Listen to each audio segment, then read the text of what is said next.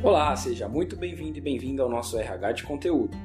Eu sou o Bruno, trabalho no RH, no Departamento de Comunicação Interna, e neste 7º episódio do podcast vamos bater um papo sobre inclusão e gestão de pessoas.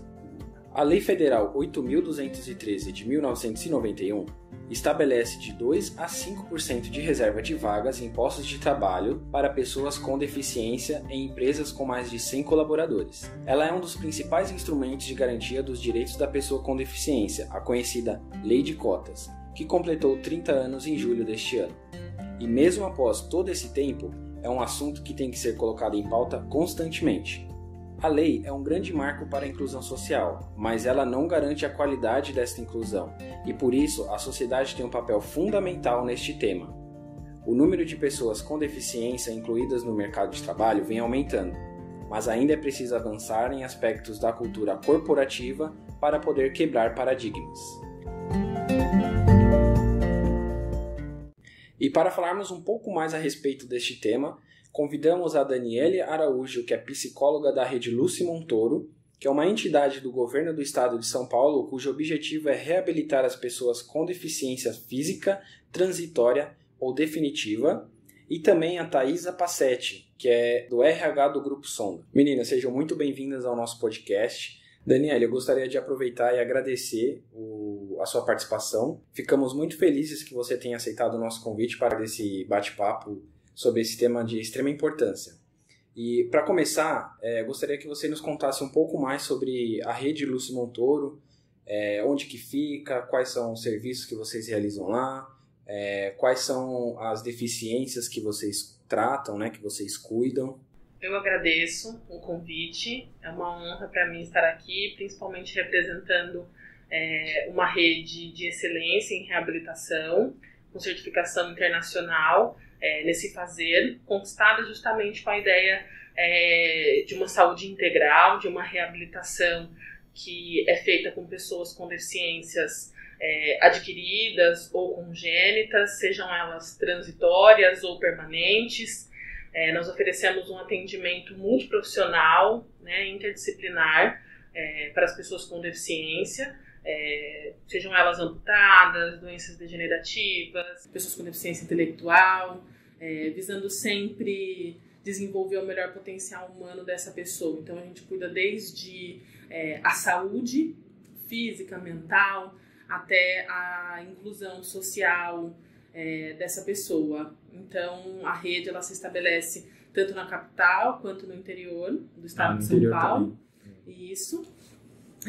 Ela tem ali todo um cabedal técnico do Hospital das Clínicas e é aí toda pensada pela professora doutora Linamara Batistella, que também tem toda uma atuação antiga e muito séria, muito competente na Faculdade de Medicina da USP.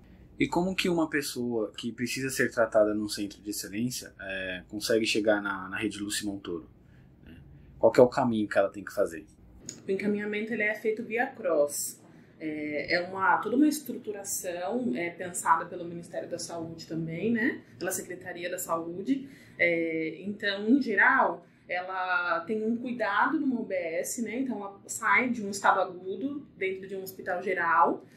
Se ela estiver no Hospital das Clínicas, há a facilidade de que, por nos conhecerem como um braço ali do hospital, como um instituto parceiro, auxiliar, ela pode ser encaminhada dali, né? Mas, em geral, ela vai passar, sim, pelo CROSS de qualquer forma, que vai regular aí a distribuição dessas vagas no SUS, porque somos, né, uma rede do SUS, com atendimento gratuito.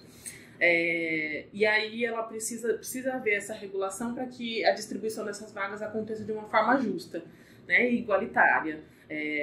Ela pode sair do hospital geral de uma fase aguda, começar um acompanhamento numa UBS, por exemplo, ou já ter um acompanhamento numa UBS, que é o que se espera, né, dentro da rede SUS, que a pessoa já tenha uma unidade básica de referência, e aí ela vai ser encaminhada, então, pelo médico responsável, ele vai preencher todo um protocolo e vai chegar até a gente. Legal. Para os ouvintes entenderem um pouquinho melhor, né, o que é deficiência? Olha, eu diria que se a gente usar termos ou didáticos ou cristalizado socialmente, a gente vai encontrar uma deficiência. Né? Quando a gente faz uma curva de normalidade para pensar as pessoas, para pensar os serviços oferecidos, para pensar a educação, ou mesmo a compreensão das pessoas, a gente acaba colocando a maioria das pessoas num lugar dito normal, né?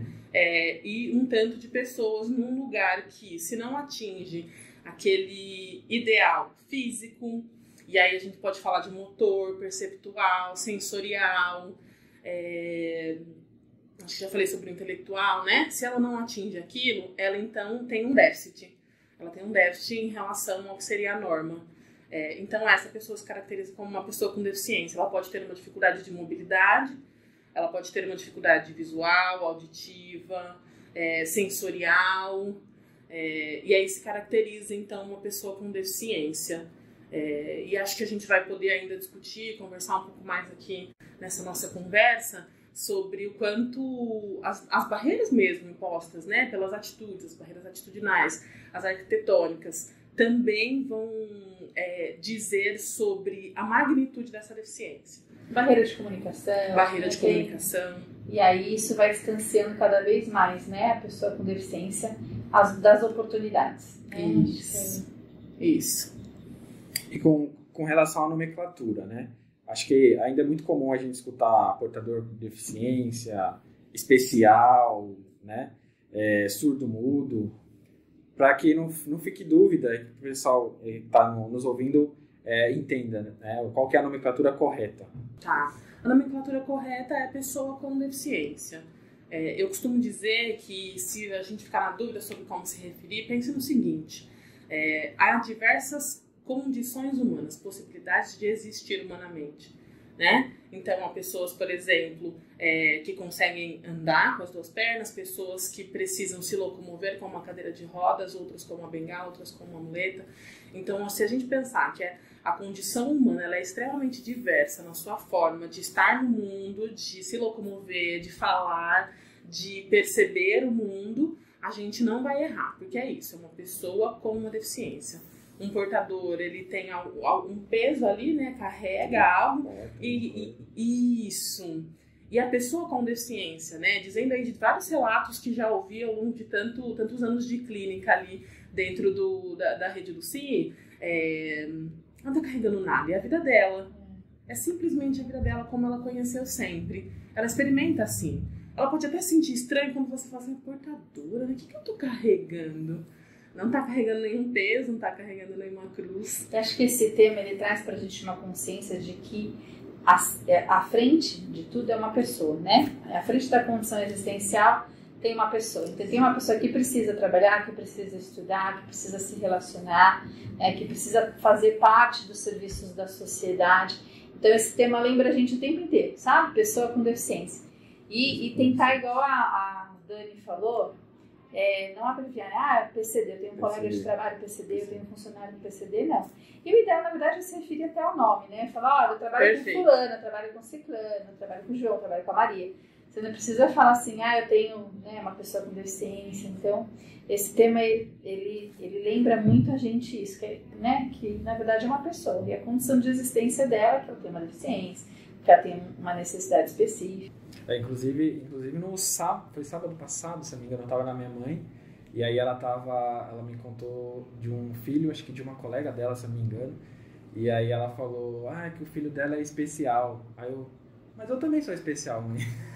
Aí ela deu risada, não, você é especial, todo mundo é especial. Eu falei, exatamente, todo mundo é especial. Né? Tem uma passagem de um filme dos Incríveis, e eu vi isso com a Carol Ignarra, do Talento Incluir. Ela passou num treinamento.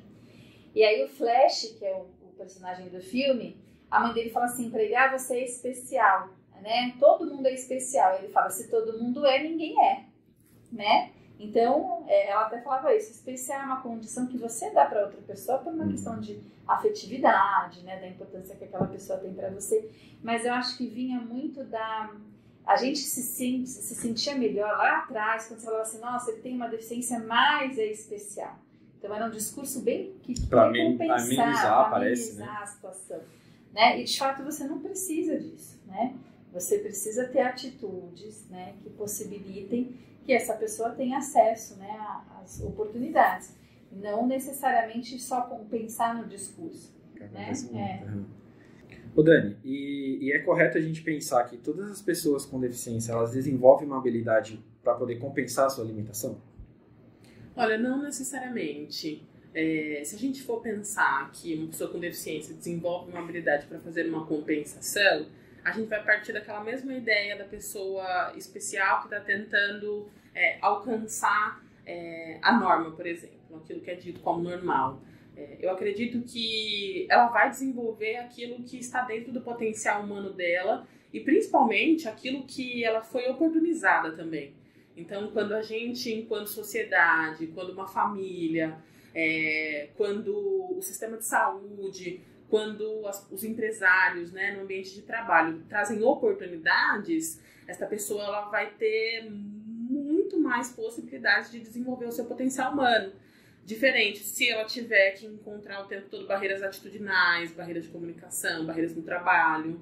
Então, acho que essa compensação não é dessa forma, né? Eu acho que é simplesmente encontrar as formas de existir, de ter qualidade de vida, de funcionar no mundo de um jeito que você faça a sua entrega e receba também coisas de volta, como a gente faz rotineiramente. E tem relação, um termo que tem falado muito hoje, que é o capacitismo. O que é o capacitismo? Eu acho que pegando carona no que a Dani está falando, né, da questão da nomenclatura, da terminologia, da gente se referir à pessoa com deficiência de forma correta, quando essas pessoas com deficiência elas começaram a ter um lugar na sociedade, isso demorou muito tempo e ainda não foi alcançado plenamente, nós começamos a superestimar essas pessoas. Então, você acha que elas são super-heróis, né? Você acha que elas são exemplos de superação. Todo mundo enfrenta uma batalha, né? Pessoas com e sem deficiência. E isso ficou muito claro, esse termo capacitista foi muito trabalhado pelos paratletas atualmente. Então eles falavam assim, não sou exemplo de superação, eu sou um atleta de alta performance. Porque eu li muito nas redes sociais as pessoas falando assim, nossa, eu tenho 2 braços e eu não nado bem, né? Eu tenho as 2 pernas e eu não faço o que essa pessoa faz. Então é quando a gente não dá ênfase à habilidade da pessoa, mas a gente dá ênfase à deficiência. E aí essa cultura capacitista, infelizmente, ela vai distanciando a pessoa com deficiência da sociedade, ela vai distanciando cada vez mais. E as pessoas com certeza têm comportamentos capacitistas às vezes e acham que é natural, por exemplo, parar numa vaga de pessoa com deficiência. Mas a pessoa com deficiência não deve ter carro. Mas a pessoa com deficiência não deve sair de casa, então eu posso parar aqui rapidinho em 10 minutos. Né? Com certeza, quem está ouvindo esse podcast talvez já conheça alguém que fez isso. E aí a gente fala assim, poxa, eu vou parar aqui, não tem lugar para parar, eu quero ir num barzinho, eu vou parar na frente da rampa. E você dificulta a vida do cadeirante, você dificulta a vida da mãe com carrinho de bebê, você dificulta a vida da pessoa que tem mobilidade reduzida, porque você não tem essa consciência. Então, tudo que a gente... todo o nosso discurso ele tem que ser repensado. Né? Inclusive, não só o discurso de subestimar, de achar que a pessoa não é capaz, mas também o discurso de superestimar, achar que ela é um super-herói e que ela vai, nossa, a pessoa cega, ela toca melhores instrumentos, não necessariamente, né? Falando em compensação, acho que acaba que as pessoas sem deficiência tentam compensar o constrangimento sentido na relação com o especial, mas olha lá como faz melhor do que eu que tenho 2 braços. E aí você continua fazendo esta versão eu e eles, nós e eles. E o distanciamento continua e a discriminação continua. É isso. Acho que em alguns momentos, aliás, em muitos momentos, neste embate ou neste campo do social, a gente se constrange ainda, muitas vezes por falta de informação ou por informações muito construídas, né, historicamente, de quando a gente tinha também uma medicina, uma ciência que não tinha a condição que temos hoje, né, ainda bem que evoluímos. Né? Exatamente. Se podemos conhecer as coisas de um modo melhor, eu acho que é responsabilidade nossa, né, responsabilidade social, ética nossa, conhecer e se rever, né, se repensar. E é isso, né, repensar na base. Por que eu penso automaticamente uma pessoa com deficiência não sairia de casa? Não iria ao supermercado? Porque é muito automático, né? Muito automático. Por que eu pensaria que ele é um herói? E não um atleta de alta performance, alto rendimento, que treinou horas e dias a fio para alcançar aquela medalha, né? Que venceu barreiras atitudinais, como a gente já falou, arquitetônicas, para sair de casa e ir até um centro de treinamento. Porque pode ser que o centro de treinamento seja muito bem equipado e adaptado. Pode ser. Mas e até chegar lá? E sair da casa dessa pessoa... Porque tem a barreira de transporte. E até lá. Exatamente. E dentro das empresas, né? Qual que é a importância de discutir o termo inclusão? Nossa, extrema importância. Pra gente foi muito prazeroso ter esse convite, é muito prazeroso fazer este projeto, porque a gente vive de fato a inclusão, a gente faz ela acontecer, a gente não trabalha mais numa ponta só, a gente faz a ponte, atravessa a ponte, vai lá do outro lado, faz construções também.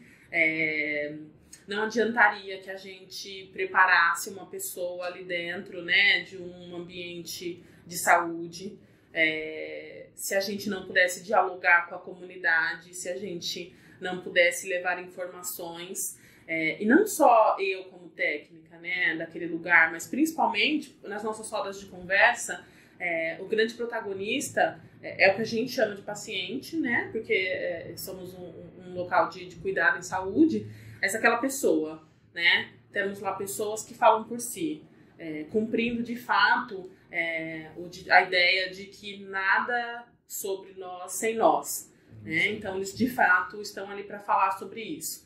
Então entrar numa empresa, né, discutir com uma empresa sobre inclusão é um passo sonhado, de fato, de sair dos muros, né, não ser um gueto que se cuida, se protege, mas principalmente que abre as portas mesmo, que faz ponte, que pensa que a vida é para muito além de um ambulatório de saúde. A vida acontece na rua, a vida acontece no trabalho, a vida acontece no cinema, no teatro, no shopping, acontece na avenida, né? Todos os lugares. Exato. E assim, os direitos estão na nossa Constituição, né? Os direitos, eles falam que todas as pessoas, então todas as pessoas, não é assim, quem tem os 2 braços, quem não tem deficiência, então é para todo mundo, né? A Constituição fala isso. E só que esse todo mundo, acho que é bem o discurso que a Dani traz da experiência dela, esse todo mundo é todo mundo que eu escolho, né? É o mundo que eu faço parte, não é o mundo que você faz parte, né? Tem outras pessoas atrás desse muro, e aí por isso a gente tem que quebrar essas barreiras constantemente. E eu acho que a empresa, exatamente, todos os dias, a empresa ela é um local excelente para você praticar isso, porque ela traz uma convivência, ela traz o dia a dia, né? E o Sonda principalmente dá muita abertura para o diálogo. Então, sem diálogo e sem convivência não tem inclusão. Não adianta você contratar a pessoa com deficiência e colocar ela para operar um caixa e ela não ir almoçar sozinha, né? Ou ela ter uma festa de aniversário e ela convidar as pessoas a não irem. Então, não tem fundamento isso, né? Então, o tema inclusão, realmente, ele é de extrema importância, né? Principalmente na empresa que a gente praticamente fica o dia inteiro na empresa. Mas, e na casa, né? Na família? Qual que é o papel na reabilitação e na inclusão da pessoa com deficiência no mercado de trabalho? Tem alguma forma que a família também ajude nessa inclusão? Com certeza. Vou falar um pouquinho das 2 pontas. Da que eu estou, em que eu incentivo a que essa pessoa consiga observar as suas potencialidades para além das limitações. Ao observar essas potencialidades, entender onde é que ela pode ser útil num ambiente de trabalho, fazer essa escolha, fazer essa opção. Então vamos lá, vamos nos arriscar, né? E aí essa família tem que vir junto em todo esse processo. Porque vamos pensar que a nossa família, por exemplo, né? Se a gente tem qualquer adoecimento que seja passageiro, tá todo mundo nos protegendo. Tá todo mundo de olho, né? Se a gente for pensar na pessoa com deficiência, essa família, ela tá muitas vezes num esquema defensivo. Verdade. De que eu quero proteger você da maldade do mundo, da discriminação, da exclusão, e criar esse mundinho à parte, né? que não faz crescer, mas ao mesmo tempo protege. Então, orientar essas famílias é um dos nossos objetivos.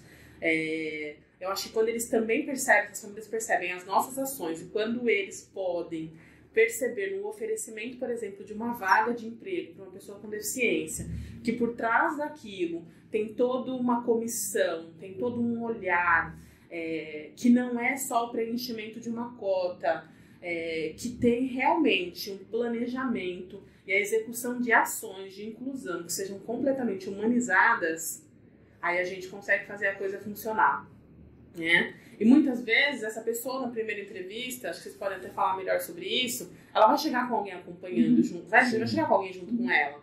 Porque pode ter uma dificuldade, por exemplo, com cadeira de rodas e ela vai precisar que alguém empurre.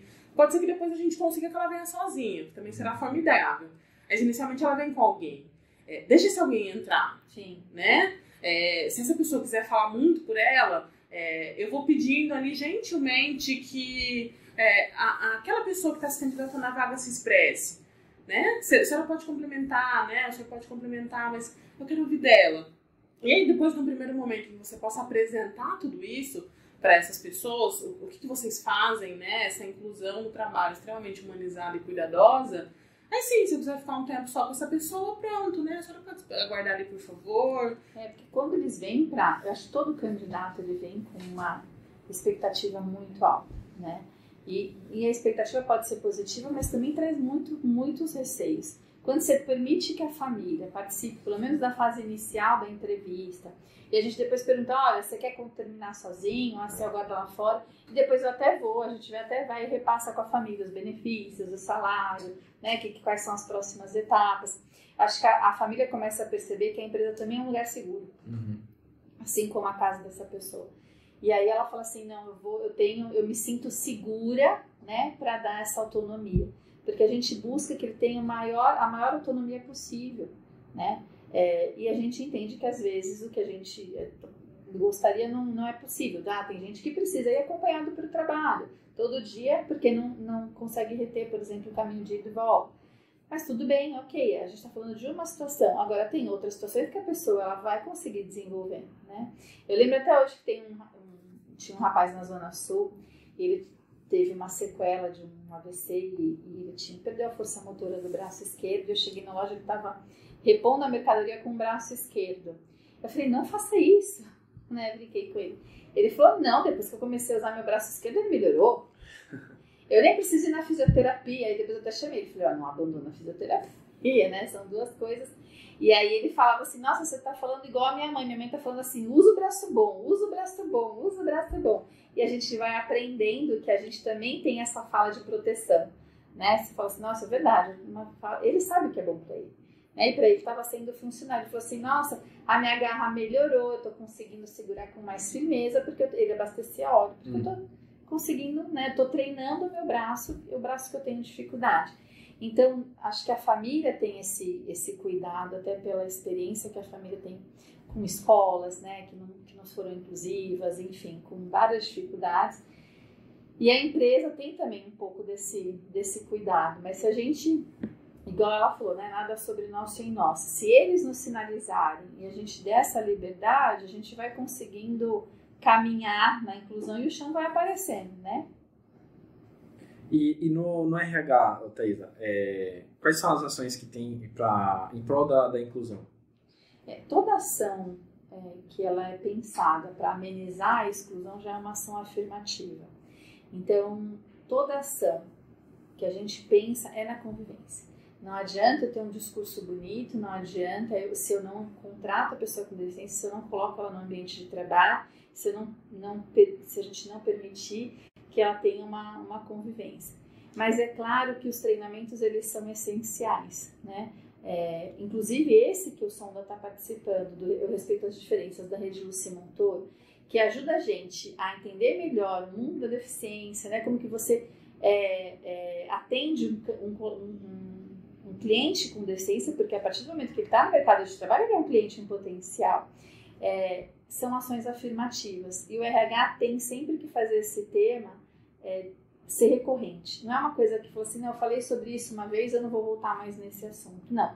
Quando você lida com pessoas, quando você lida com o tema da inclusão, ele tem que ser um tema recorrente. A inclusão tem começo, tem meio e não tem fim, né? Por isso que é importante que todo o RH, que todos os gestores de loja estejam alinhados para que a gente sempre deixe essa chama acesa mesmo, né? Que é a questão da inclusão. Mas hoje no RH a gente tem os treinamentos de sensibilização, a gente está fazendo esse podcast, tem os informativos, então a gente dá a voz para a pessoa com deficiência, temos o acompanhamento, o RH tem a equipe representativa que vai nas lojas, faz orientação com o líder, faz o treinamento da pessoa com deficiência. Então, estar presente, né? Estar presente e resolver qualquer problema com brevidade.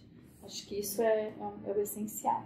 Thaisa, e aí as empresas ela têm uma cota, né, para poder cumprir. Para preencher essa cota, quais são os trabalhadores que podem ser contratados? Então, existem alguns critérios que são estabelecidos por um decreto, que é o decreto 5.296, né? E também tem a lei 10.690. E aí ele vai delimitando a pessoa com deficiência auditiva a partir de 40 decibéis, uma pessoa que tem encurtamento de membro a partir de 4 centímetros. Então, essa lei vai delimitando isso. E o que dificulta muito na hora de você incluir, às vezes, uma pessoa que não tem um lugar na vaga de pessoa sem deficiência, porque às vezes ela tem um encurtamento de 2,5 centímetros, 3, que dificulta a mobilidade dela, ou uma pessoa que tem uma perda auditiva que não alcançou os 40 decibéis, mas que dificulta a audição dela, e ela também não concorre a uma vaga, não consegue concorrer a uma vaga de pessoa com deficiência, e as empresas não querem contratar para a vaga de pessoa sem deficiência, né? Que lugar que essa pessoa ocupa, né? Então, isso é uma coisa que eu acho que teria que ser muito amplamente discutido. Também tem os reabilitados do INSS, então são pessoas que às vezes sofreram acidentes de trabalho, fizeram aquele curso de reabilitação, elas também se enquadram na lei de cotas.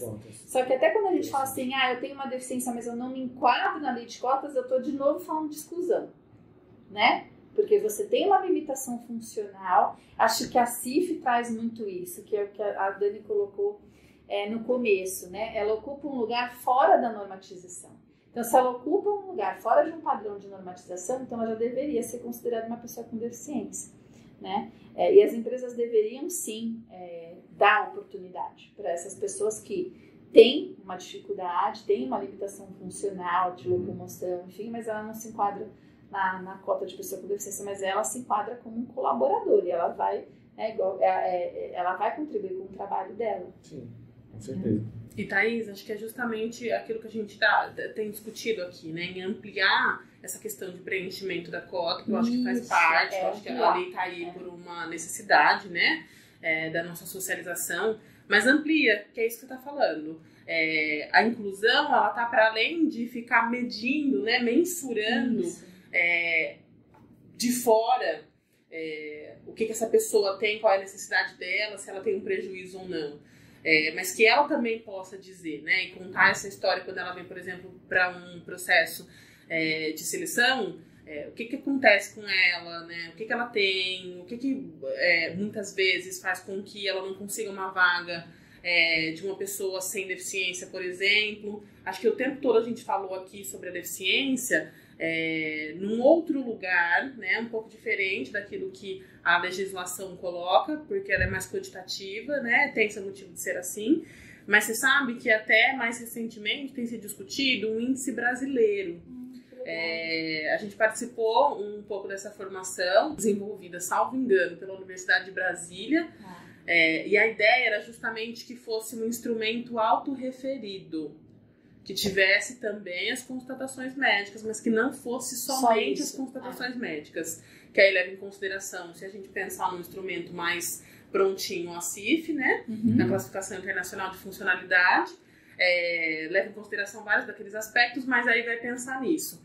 Vai pensar se a apresentação daquela pessoa, né, a condição humana daquela pessoa esbarra em questões atitudinais, arquitetônicas, sociais, escolares. Se ela esbarrar de uma forma em que ela possa ter algum prejuízo, ela é considerada uma pessoa com deficiência. Mas ainda é um instrumento que está em discussão, então já se pensa sobre isso. E todos os grupos minoritários, eles esbarram nessas barreiras atitudinais, né? Sim. Então a gente você vê as pessoas o tempo inteiro lembrando dos próprios direitos, né?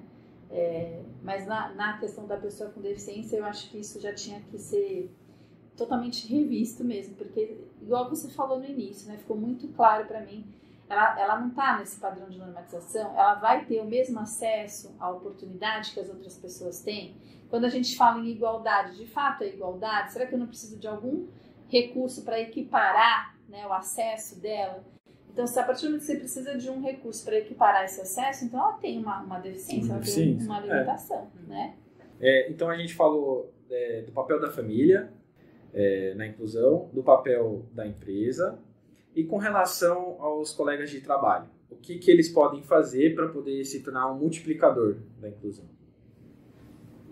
Acho que ouvir o nosso podcast é uma ótima ideia. Começa ouvindo pelo podcast, multiplica para a família, compartilha, né? Isso. Eu usei podcast para pensar mais concretamente sobre informação. Tá. Eu acho que tudo começa em informação. Tudo começa em abrir a cabeça para reconstruir alguns paradigmas, alguns preceitos, conceitos que a gente carrega. Eu acho que se a gente estiver aberto a se educar o tempo inteiro e uma educação que seja sempre em prol disso, de uma inclusão, e aí a gente está falando de tudo, né? Voltando lá para o começo, que a gente possa incluir qualquer condição humana. Então, acho que esse é o primeiro caminho. Eu acho que pensar bastante sobre as atitudes capacitistas, porque elas também estão nessa base ainda educacional, de uma construção histórica que coloca a pessoa com deficiência num lugar relegado, num lugar muitas vezes inferiorizado ou subestimado, né? Em outros momentos superestimado. Então, acho que se a gente conseguir lidar com a pessoa, que as relações sejam de pessoa para pessoa, de humano para humano. Se a gente caminhar nesse sentido, acho que a gente pode ter um bom destino, vamos dizer assim.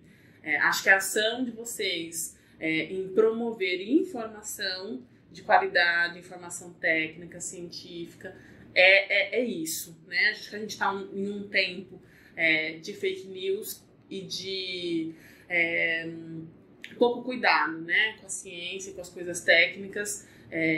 E aí, quando vocês podem promover isso para os colaboradores de vocês, quando vocês fomentam essa reflexão, quando vocês dizem que para estar aqui junto com a gente, vocês precisam também estar dispostos ao convívio humano, porque o lugar de trabalho, como a Thaisa disse, é isso, né? Ele é um local de convívio, ele é um local em que a gente usa as nossas potencialidades, em que a gente pode se sentir extremamente útil, e é da onde também a gente muitas vezes recebe a remuneração por aquilo e pode usufruir de coisas da vida.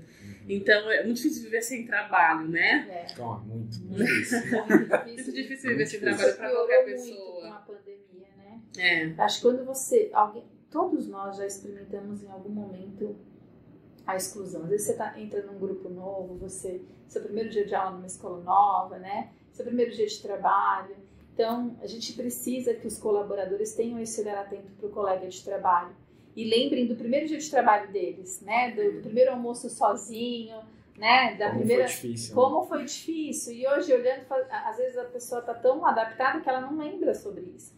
Então, se ela puder ser um agente facilitador dessa adaptação, e se ela fizer isso, não tem uma maneira correta, né?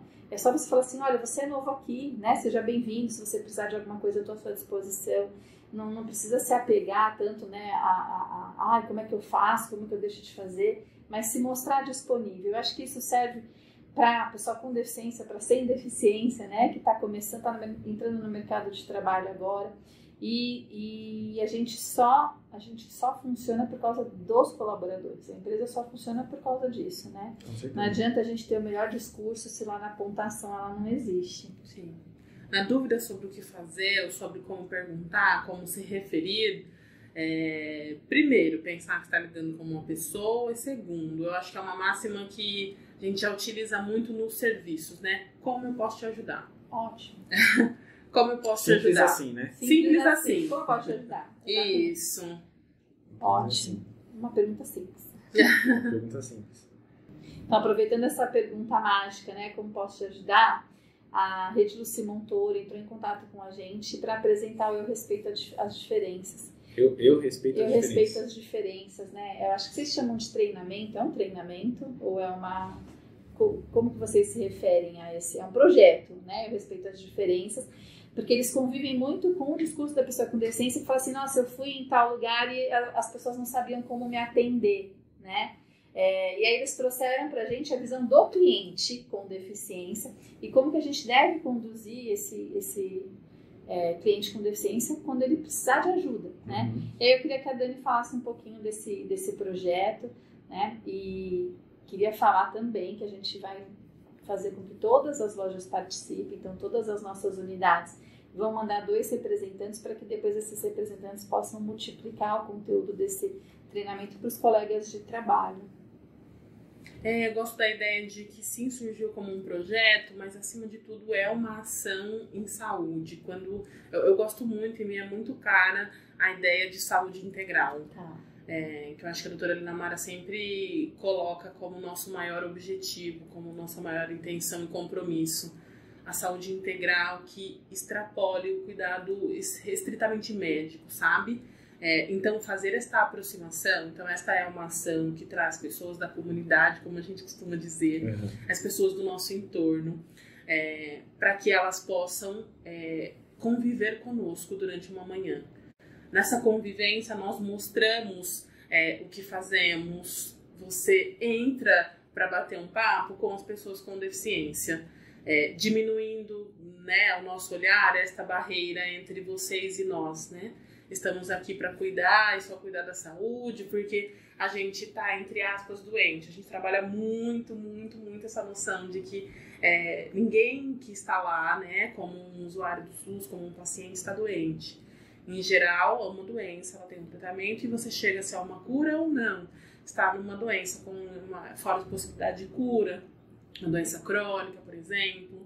Aquela é uma condição instalada, que pode ser temporária, transitória ou que pode ser permanente, e a vida vai transcorrer assim. Então, a gente quer muito este convívio e abrir estas portas para que as pessoas possam experimentar junto com a gente como é ter isso no seu dia, né? Como é que é ter isso no seu dia? Como é que é fazer esse convívio, conversar abertamente, sem constrangimentos? Como que é experimentar usar uma muleta, atravessar uma faixa de pedestres com aquele tempo contado do semáforo, com uma perna imobilizada. Qual obstáculo no meio do caminho. Conduzir, né? Uma cadeira de rodas, Exatamente. né? Você vai...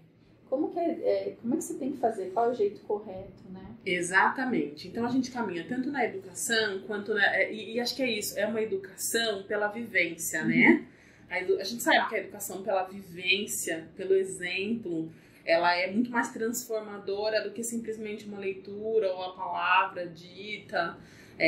E assim também é com a vivência cara a cara ali com uma pessoa com deficiência que está ali toda despida também dos seus constrangimentos, né? Não está se sentindo na defensiva para aquele contato social. Ela está extremamente aberta porque a gente já estabelece como um contrato para todo mundo que está ali naquele momento que vai ser um convívio respeitoso naquela manhã. Então é isso, é uma ação que visa uma educação, que visa uma reconstrução aí de conceitos, que visa para a gente, né, uma ampliação do nosso conceito de saúde e de inclusão.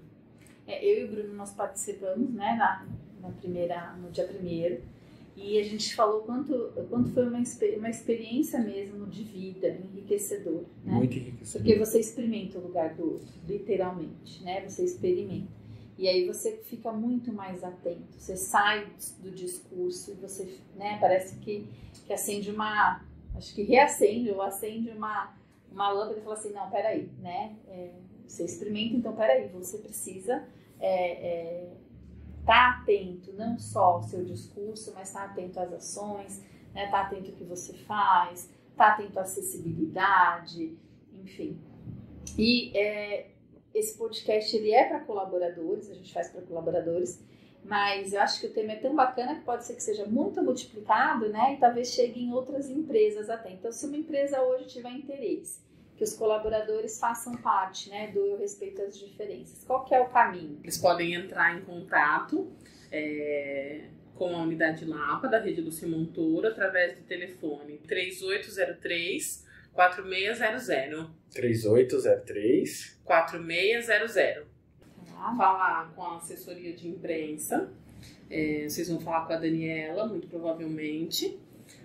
Mas enfim, qualquer pessoa que também estiver ali no lugar dela, se ela não estiver na instituição, pode pelo menos te dar informações, orientar exatamente qual é o caminho que você faz, mas é um caminho bastante simples. Né? Acho que chegou com essa motivação, a gente vai facilitar o máximo possível para que tudo dê certo, para que aconteça realmente essa parceria. Mesmo. Experiência própria é fácil. É fácil, né? Esse acesso é bem simples. Bom, infelizmente chegamos no final desse nosso bate-papo, que aliás foi um bate-papo muito produtivo e muito educativo. Aprendemos um pouco sobre as deficiências, sobre o que é a inclusão e o papel das empresas e também das famílias para ampliar cada vez mais a participação da pessoa com deficiência no mercado de trabalho e quais ações podemos realizar em prol dessa inclusão. E também entendemos um pouco mais sobre o capacitismo. E como é de costume, para encerrarmos o nosso podcast, a gente sempre pede para os nossos convidados deixarem uma mensagem para os nossos colaboradores e ouvintes. Meninas, fica à vontade. Dani? Eu gostaria de agradecer a curiosidade de quem deu um play nesse podcast e de quem pensou nele também. Eu acho que é encorajador, é inspirador poder falar sobre isso. Concordo com a Thaisa de que a inclusão ela tem começo, ela tem meio, ela não tem fim. A gente vai falar exaustivamente sobre isso, mas a gente precisa também de um ouvinte que esteja com o ouvido, o coração, a mente aberta para escutar. Não é nada sobre eles e nós. Eu acho que a grande questão é sempre pensar nisso, assim. A inclusão ela é favorável para toda uma comunidade, para toda uma sociedade. Se a gente, de fato, quer um mundo melhor para a gente, para os filhos, para os netos, pensando que a gente vai envelhecer, a nossa mobilidade também vai reduzir, a gente também vai entrar no rol das pessoas com deficiência, também preparar o nosso futuro para que a gente possa viver numa sociedade mais acolhedora, hoje, no presente e também lá na frente. Obrigada. Eu que agradeço, Dani, por vocês terem topado, assim, fiquei muito feliz com essa parceria, né, da rede com o Sonda. Acho que isso a gente pode, né, fazer uma parceria vitalícia, né, trocar bastante figurinhas. E muito obrigada por oferecer esse treinamento tão enriquecedor para o nosso time. Eu sei que eles vão aplicar da melhor forma possível, né, porque o Sonda é uma empresa que gosta de gente, né? E é só isso, é suficiente você gostar de gente. Muito obrigada mesmo, e eu espero que todos curtam, né, o nosso podcast. E mais do que isso, compartilhem para que essas informações cheguem a outras pessoas.